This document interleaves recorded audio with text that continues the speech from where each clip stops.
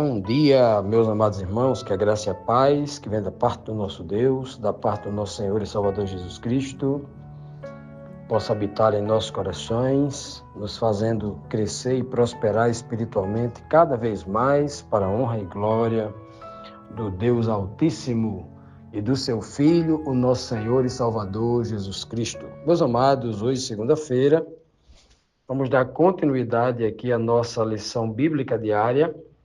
A lição semanal é a 10, tem como título aqui o Senhor Deus é a salvação. Estamos estudando aqui o livro de Isaías. Ontem, no domingo, iniciamos essa nova lição, quando nós lemos ali, a partir de Isaías capítulo 11, versículo 11, quando o Senhor promete que naquele dia, uma expressão profética referindo-se ao futuro, obviamente, né, com dupla aplicação, tripla aplicação, claro, né? É uma mensagem que não se aplica somente para o dia do ataque dos medos e dos persas à Babilônia, não somente quando o povo retornou para Jerusalém, mas também se refere ao momento em que Cristo liberta o povo pela luz do Evangelho, no seu ministério, durante 3 anos e meio ali na região da Galileia até a Judéia, como também se aplica ao tempo do fim, quando o Senhor Jesus retornar em glória na nuvem dos céus para trazer libertação definitiva, plena, absoluta ao seu povo. Pois bem, aqui está dizendo que o Senhor, com sua mão poderosa, traria de volta para ele, né, conforme o contexto do capítulo 11, o seu povo que foi espalhado por todo o mundo. A Síria, do Egito, de Patros, Etiópia, Elão, Ramate, as ilhas do Mediterrâneo, além do Mediterrâneo, né? Pois bem, de todas as partes da terra, é uma profecia muito ampla, é o que o Senhor promete, né? E a segunda pergunta de ontem, a segunda pergunta da lição, nos trouxe uma resposta também muito linda, dizendo que Deus levantaria uma bandeira, um estandarte em outras versões, né? Um grande estandarte, e esse seria o sinal que aquele momento do ajuntamento havia chegado, né? Antes do povo estar todos juntos, né? O Senhor levantaria esse sinal, uma bandeira que tem uma mensagem tipológica muito forte. Uma bandeira, ela traz uma mensagem, né? Geralmente toda bandeira tem uma insígnia, e aquela insígnia ela transmite uma mensagem.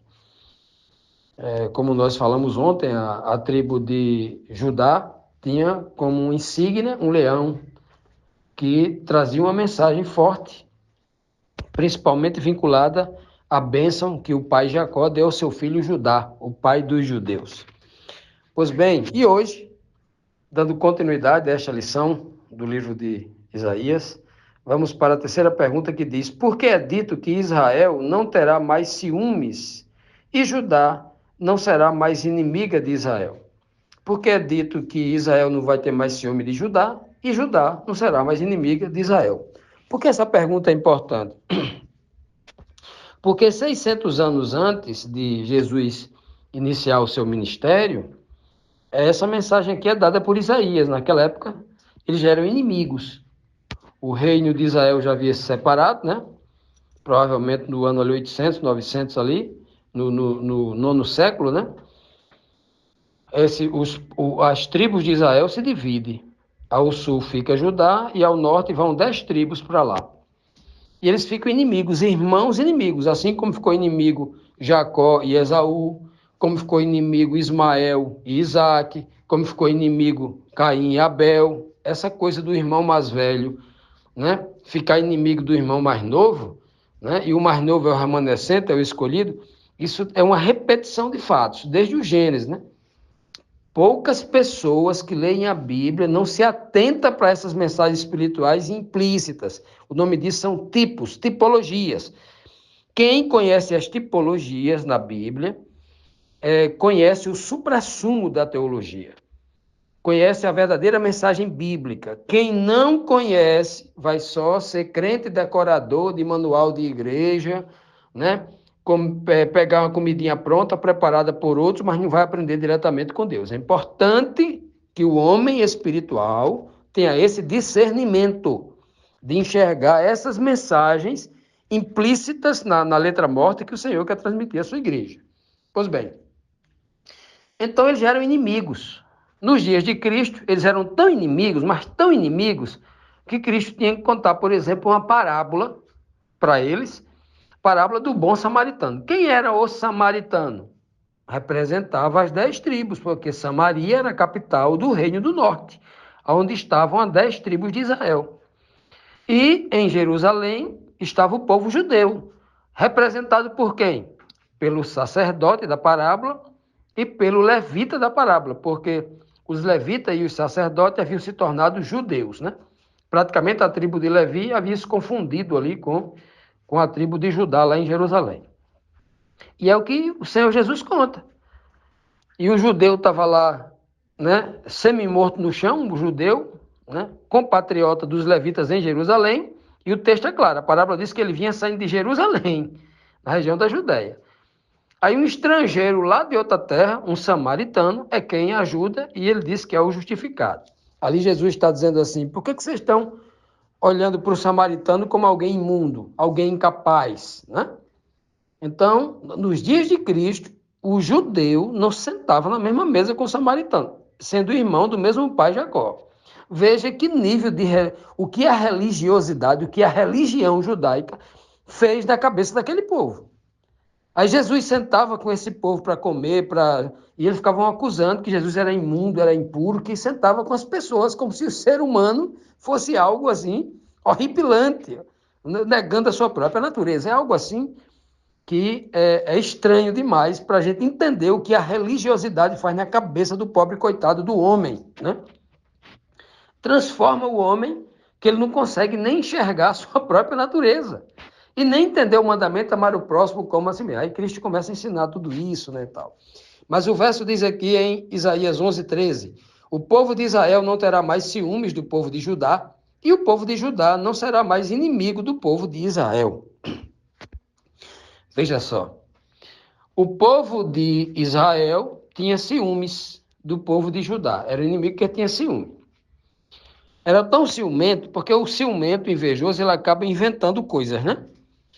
Quando eles se separaram, como criando 2 reinos, lá para o norte foi um homem chamado Jeroboão. Ele era uma espécie de mestre de obra que ajudou Salomão na construção do templo, né? Era uma pessoa de confiança nos últimos dias de vida de Salomão. O filho de Salomão, Roboão, assumiu o trono de toda Israel.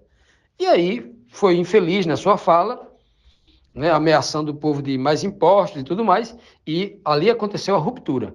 As 10 tribos de Israel gritou, Jeroboão é o nosso rei. Aí ficou Roboão, filho de Salomão, como rei lá em Jerusalém, e Jeroboão foi para o norte com as 10 tribos, e criou-se ali em Samaria, na região de Betel, a capital central do reino de Israel do norte. Pronto. Então ali, quando chegou lá, o que aconteceu? Eles pensaram assim, lá em Jerusalém tem um templo, a gente não pode fazer outro templo igual aquele. Primeiro que não tinha estrutura, não tinha riqueza nem homem como Davi, que deu praticamente todo o seu tesouro para construir o templo. Não tinha ninguém com essa disposição mental e espiritual, né? O que é que eles fizeram? Fizeram um bezerro de ouro. A inveja. Por isso que ele diz aqui que o povo de Israel não teria mais ciúme de Judá. É tanto que Jesus encontra com a mulher samaritana lá no poço, e ela diz, é porque vocês judeus dizem que só pode adorar lá em Jerusalém, porque tem um templo lá. Vocês querem serem melhor do que os outros por causa daquele templo, por causa da religião. Olha, parece que ela está falando com os crentes de hoje. Os crentes de hoje é orgulhoso porque tem um templo bonito, porque o filho toca numa banda, porque tem um pastor na família, porque só pessoas que não entenderam ainda a mensagem de Deus. Seguem a igreja, a religiosidade, que tudo isso só leva o homem para o inferno. Para o céu é difícil ir quem entende isso. E aí, quem pratica isso, melhor dizendo. E aqui diz também que Judá não teria mais o povo de Israel como inimigo. Então, olha que maravilha esse texto aqui. O Senhor dizendo, e quem é que faria isso? Jesus, quando veio à terra, todo mundo que entendeu a sua mensagem, amar o próximo como a si mesmo, orar pelos que vos perseguem, né? Amar o inimigo. Quem entendeu essa mensagem, quem entende hoje essa mensagem, nunca vai permitir que a religião separe das pessoas. Nunca vai permitir que as coisas deste mundo sejam mais importantes do que a verdade de Deus no coração dos homens. Continuando, meus amados, vamos aqui para a quarta pergunta, que diz assim: o que significa que Israel e Judá irão conquistar as riquezas dos povos do leste e derrotarão outros povos? Há um significado espiritual nisso? Vamos ler a palavra. Isaías 11:14 diz: os dois povos atacarão juntos a Filisteia, que fica a oeste. Eles conquistarão os povos que moram no leste e ficarão com as suas riquezas. Derrotarão os edomitas, os moabitas e os amonitas. Esses três povos estão no leste, né? E ao oeste está lá, como ele fala aqui, a Filisteia, ou os filisteus. Hoje chamado, a palavra filisteu vem da palavra Palestina. Antigamente se escrevia farmácia com PH. Filisteu escrevia com PH. Essa palavra PH passou para Palestina. Então, hoje o que chamam de Palestina, onde hoje está ali a faixa de Gaza, onde Israel está combatendo um grupo que se apossou politicamente daquele povo pobre e sofrido, um grupo terrorista chamado Hamas. Então, aquela é a região que está se referindo aqui. Está dizendo que o povo de Deus, que seria um só. Quem é o povo um só? A junção de todos os judeus que convertessem a Cristo, a verdade que Cristo pregava, e todos os gentios, principalmente os gentios que vinham lá do norte, né? Que os judeus diziam que os samaritanos eram gentios. Então ele está dizendo ali que judeus e gentios juntos formariam o mesmo povo, né? E os gentios, claro que não só é o povo de Israel do norte, mas o povo que vinha lá da Grécia, o povo que estava lá na Europa, o povo que estava lá na China, que estava em qualquer lugar do mundo. É muito abrangente essa questão dos gentios. Os gentios são todos aqueles que não têm uma vida prática na religiosidade, que não têm a Bíblia, que não leem a Bíblia, que não têm um conhecimento como religioso, pelo menos técnico, teologicamente tem, de Deus ou da vontade de Deus. Esse é o gentio. Por isso que Paulo vai dizer no livro de Gálatas, capítulo 3, versículo 26 até o 28, ele vai dizer que todos nós agora nos tornamos filhos de Deus em Cristo Jesus. E já não há mais nenhuma diferença, nenhuma prioridade, nenhuma vantagem, né, nenhum privilégio entre o judeu e o grego, entre o judeu e o gentio. Todos são iguais diante de Deus. Basta ter fé. Paulo é claríssimo. Decore este verso na sua mente. Quando alguém quiser dizer para você que o povo judeu é um povo especial, que um povo... Aí você pega esse verso de Gálatas 3, 26, 28, olha, não tem mais diferença nenhuma, não. Viu? A única diferença no mundo é os que têm fé, acreditam em Deus e praticam o seu evangelho, e os que não têm. A diferença é entre justo e ímpio. O ímpio é aquele que escuta a palavra, rejeita fazer o bem, rejeita a verdade e tal. Então, essa é a diferença, não tem outra. A religiosidade cega, doentia na cabeça dos homens, é que dizem assim, a placa da minha igreja, a logomarca da minha igreja é mais bonita do que a sua. A minha igreja é mais confortável do que a sua. A minha igreja tem ar-condicionado, a sua não tem. O meu pastor é mais bonito do que o seu. O meu pastor tem mais títulos teológicos do que o seu. Então, isso é coisa de religioso mesmo, que muito, na verdade, não é nem religioso, é religioso que está a serviço do diabo aqui na terra, tem nenhuma noção do que é Deus, do que é a palavra de Deus, a verdade de Deus que transforma.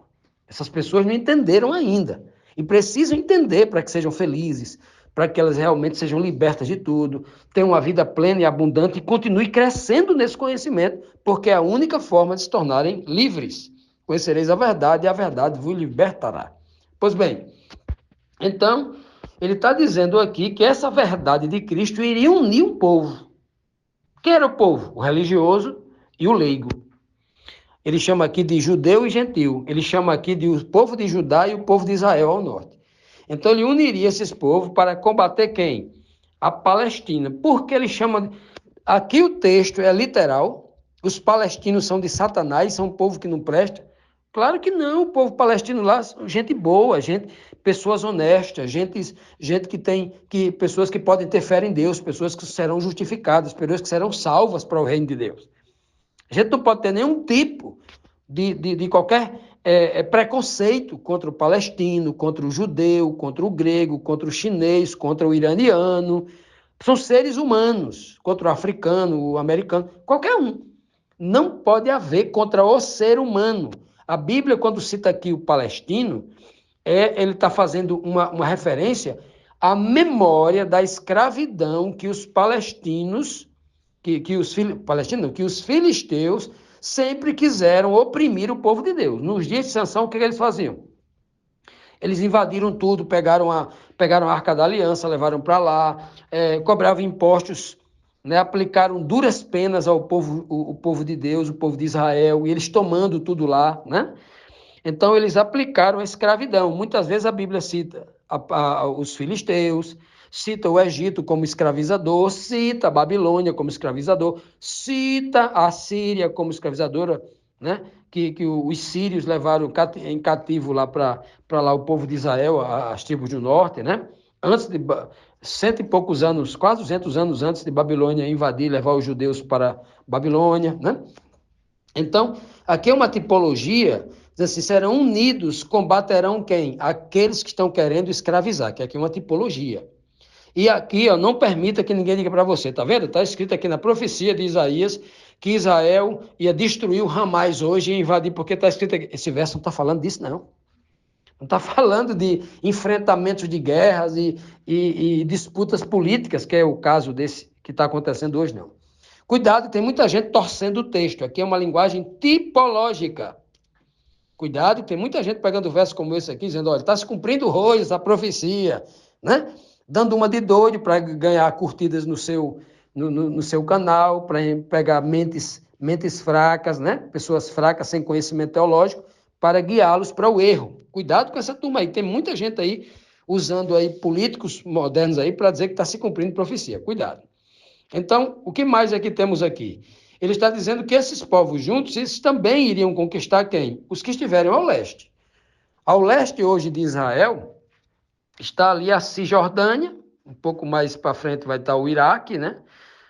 Lá na frente lá, né, vai estar Kuwait, vai estar o Irã, um pouco mais depois lá do Rio Eufrates, Rio Tigre, mas esses povos ali ao redor são justamente os povos, né?